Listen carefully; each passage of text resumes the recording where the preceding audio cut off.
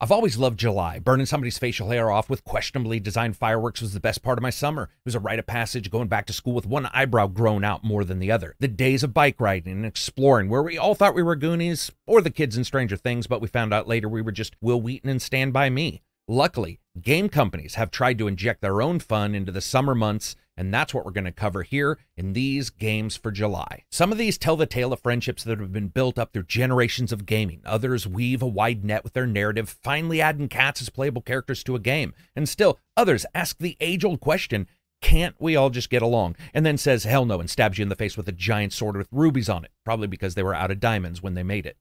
July games, top ones. Let's do this. First up, Loopmancer, coming out around July 13th.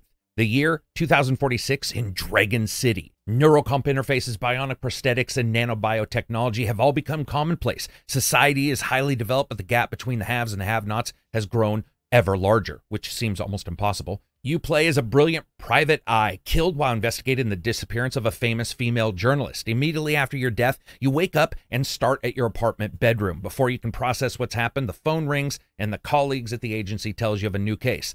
The disappearance of that famous female journalist. Feels a little loopy. Should be. It's a 3D platforming roguelike action game that takes place in a cyberpunk universe. Players play as this detective who comes back to life after each unexpected death, and you battle your way through the futuristic city to find clues on what's actually occurred. You face 30 different enemies, vicious gangsters, well-equipped mercs, crazy mutants whose neurocomp interfaces have been hacked. The list goes on, and none of that is going to be easy to take down because the combat is actually turned up to a pretty high level. After each death, you then awake in your apartment and begin a new loop. As the story progresses, reviewing what seemed like the current choice in the past leads to different conclusions in the future. This game's all about slicing through the city with sleek action with all kinds of weapons as a cyberpunk / private detective ninja. Players are going to be able to make choices, investigate side paths. They have 7 different levels in the game, each with different traps to avoid, clever puzzles to solve, as well as clues spread all around them. And there's a random procedural generated element. Cyberpunk is one of my favorite genres, and technically 2D games seem to be one of the only genres that continue to nail it time and time again. Speaking of art and the look of games, let's talk about Four Tales. Basically, it's a bit Ocean's 11 with forest animals and a whole lot of exploration and a huge amount of influence from solo RPGs with some Disney rubbed up into it. Sound like a lot? It is. This is a story-driven card game. While these usually aren't my style, a narrative card game based in a single-player title with card art that looks like Disney's 1973 Robin Hood is right up my alley. This has narration from Travis Willingham from Critical Role and, well, lots of games. The narrative follows you as you walk across the land, and there's this terrible curse that's ravaged everything. The only one who, of course, can stop it is you. I like the way this looks. A lot of people right now are, of course, into the multiplayer kind of collectible card games, the digital ones, or even physical. This is something a little different, and I gotta say the art style is probably one of the main drawers. However, as I looked into actually how it works and the various different ways you can get through things, including not only doing battle, but also diplomacy to get past enemies and how the game continually changes, I really do think Four Tales looks awesome. But nothing is going to beat this next game. Let's do some butt licking. Finally, Stray is coming on the PlayStation, the RPG cat simulator. It's coming out July 19th. Lost, alone, separated from your family. You're a stray cat. You got to untangle this mystery to escape a long-forgotten city. So Stray is a third-person cat adventure game set amongst the detailed, neon-soaked alleys of a cyber city. All these different murky environments, and you're moving around them. You're roaming the surroundings, high and low, defending against unforeseen threats. You solve the mysteries of this weird place inhabited by nothing but droids and dangerous creatures. You see the world through the eyes of a cat. You interact with the environment in playful ways. You can be stealthy, you can do nimble, silly, sometimes just do platforming, and being as annoying as possible to move the characters and have them react around you. Along the way, the cat also befriends a small flying drone, known only, as they say, as B-12. Never thought that I'd really want a cat simulator game, but the moment I saw this and I saw the tight controls that they were showing in the platforming sections and the way the game world's just soaked in atmosphere, and there's a questionable feeling to everything, a puzzlement when you move around. I can't wait to play this game. I'm incredibly excited. I hope that control ends up sticking exactly where we hope it. And speaking of sticking, this will be the first haptic butt-licking game that's ever been released on the PlayStation. Next up, a game that has been out multiple times, but I got to bring it up here, Uncharted Legacy of Thieves Collection. Now, originally this was slated for June, a release date there. This has been moved back, but I feel comfortable saying July. You may be thinking anyone who's wanted to play these has probably played them on the PlayStation. That could be it. It could also be that for newcomers coming in, this is a great place to jump into it. You may also just want to see the games pushed on current PC hardware. It might be awesome as well for that. Nate and the crew are back. This came out already on the PlayStation, but seeing Uncharted come into the PC almost makes me want to install this when it comes out. Uncharted 4 and Lost Legacy are a twin pack in this collection and two of my favorite titles in the Uncharted series. Nate is the first of the homicidal traveling Wilburys, just moving through the world, sort of like an Indiana Jones with, well, mostly all guns. Moments with a smirk and a smile are offset by homicide of 3,000 guys as you're just trying to get through to a doorway. The Uncharted games have had a whimsy when it comes to the anarchy, and Lost Legacy is easily as good as the other titles there. That follows Chloe and Nadine as you go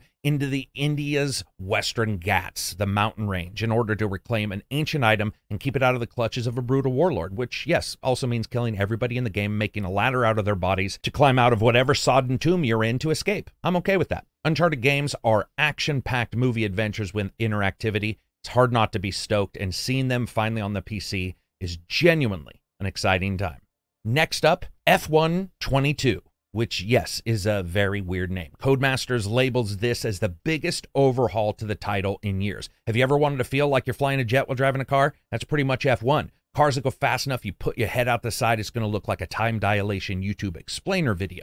And this one will have full support for VR, racing through the different modes with your headset. You can even do multiplayer mixed mode, putting VR for yourself and non-VR headset owners in the same races if you want, which is a huge boon. As I said, Codemasters promises, pinky promises even, that they've changed a ton in the game. And as we break it down and look at it, it seems like they have. First, a new type of AI that adapts and changes as you play for those who aren't the greatest drivers. This keeps the race going, but adjusts difficulty to consistently challenge those people who are out there who don't want to get destroyed time and time again. There's 2 levels to that, and you don't have to actually engage with that. That's more for the beginner player. Here again, you're creating that team. You go into the front of the grid. There's new depth everywhere, more broadcast-like cinematic version of many parts of the game as well, that allowed for you to see and feel sort of what it's like to be at a broadcast for F1. Whether that actually simulates F1 for you or not, that jury's a little bit out.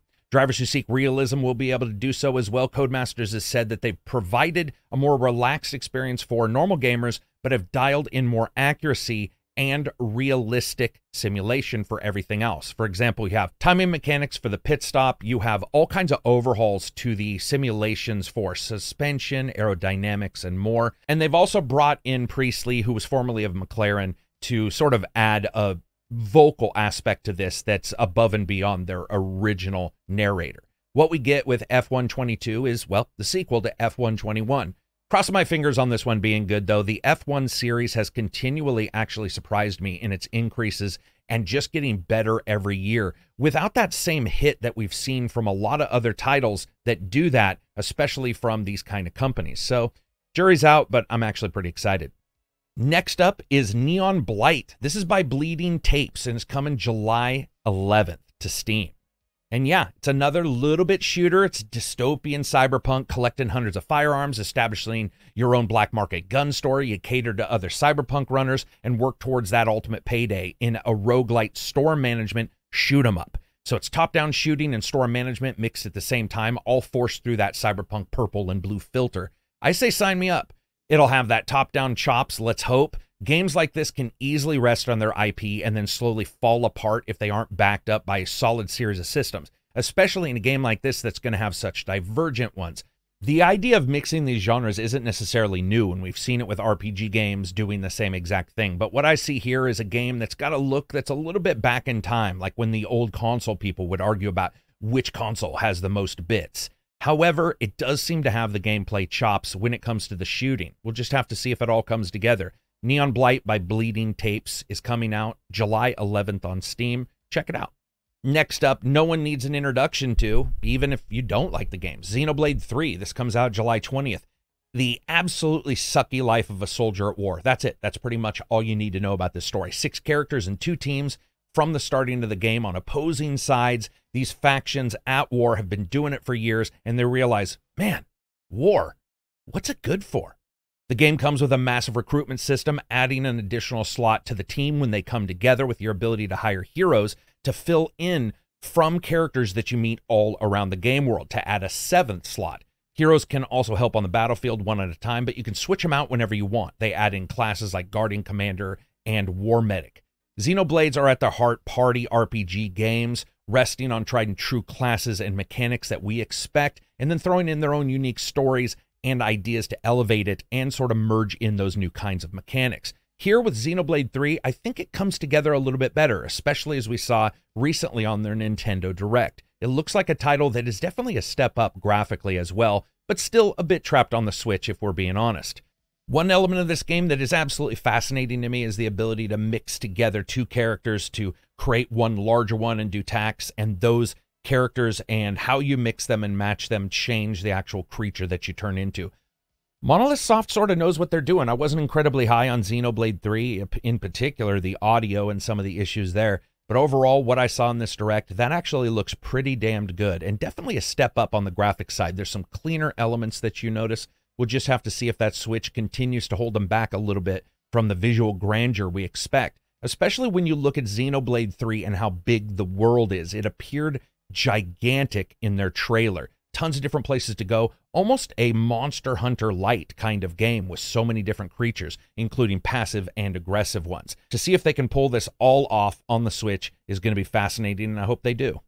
Before we wrap up this, of course, we have some honorable mentions. Forza Horizon 5 is getting its Hot Wheels July 19th expansion. I know a lot of people are looking forward to that game. I haven't really returned to Forza Horizon, but that would be something that would possibly get me to do it, especially when you look at just how much verticality they add with those fake tracks. Also, Endlight gets an honorable mention.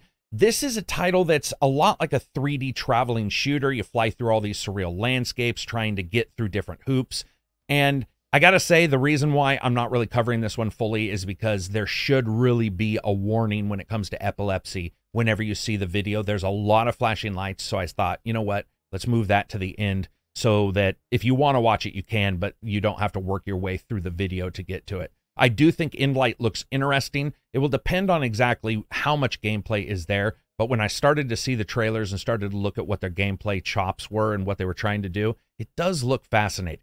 So anyway, that's it for me. What are your games for July? What are you expecting? What are you hoping? What are you wanting to see? Are you going to return to your backlog? I'd love to know. Give it a thumbs up, please. It absolutely helps the channel. Subscribe. Check out the Patreon. Peace out.